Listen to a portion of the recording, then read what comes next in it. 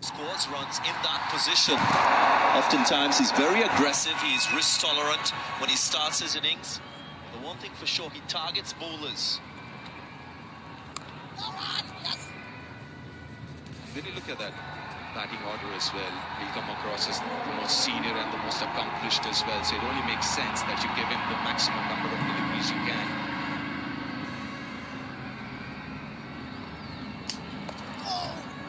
Plays it very fine. That's an extremely good shot. Exactly where he wanted to play it. Nicky P, he is just so good. He's been waiting for a loose ball, and as soon as one presented itself, he's just got the incredible skill to be able to put that away with no risk. There are not too many T20 batters in the world better than Nicholas Pooran in any type of conditions, no matter what the situation that's presented for him. It's way up in the bat though. Has hit it in the gap. Back-to-back boundaries. But this is another element of his batting, his ability to hit the ball in the gaps. Despite him not getting the power to take it over the line, he still has that presence of mind to find the gap. So again, it contributes to the consistency we've seen from him with the bat in T20 cricket. You mentioned about him being risk averse. That was a great example. He's also picked the gap, even though he didn't time it, still found the boundary. Good over for LSG. 10 runs from it, 49 for 3 after 7.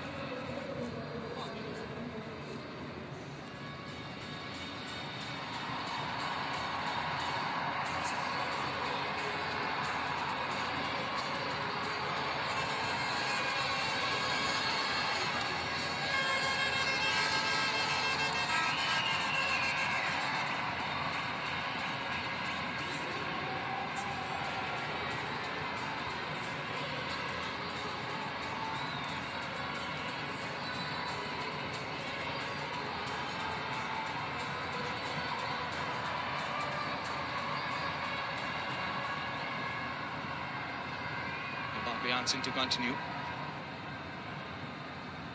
Very impressive first over for just 3 runs.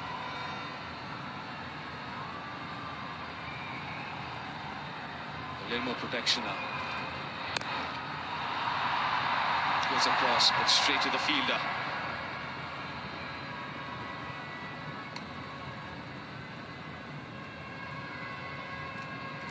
Well, here's the My 11 Circle champ moment. From a love for the game to a big win. Both proud My 11 Circle mega contest winners are here in the stands today. You too, join the circle now.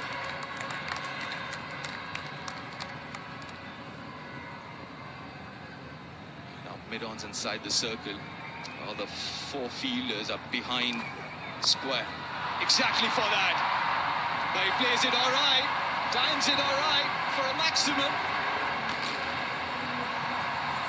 Well, you know what? If you're going to go at it, you're better off going at it with some venom behind it. That flew well over. Deep, fine leg. Extra bounce. And Badoni, he hasn't really watched that right onto his bat, but he didn't need to. That's just a thick edge and just sailed well over the fence. You've got a feel for the bowlers. Happens to be the shortest part of the ground.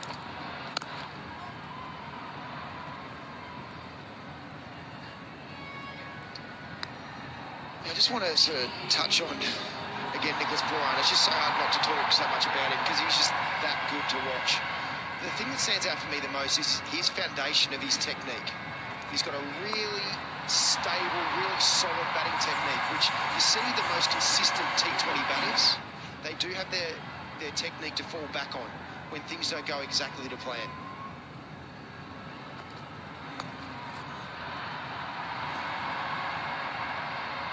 You think about someone like Faf du Plessis, you think about someone like Virat Kohli, you think about Chris Gale, you think about those guys who they've just got such a solid technical foundation, and then they've got the gears from there. So if the situation dictates it, they can go back into their more test match sort of batting technique. They can wait for a loose ball, bat normally, and then as soon as they feel there's an opportunity, with the ball getting a little bit older, there's a bowler they feel they can line up, then they start to turn into their Hulk version of themselves, where they start to really go hard. And that's the reason why Nicholas Pooran has been so consistent. He's able to just go through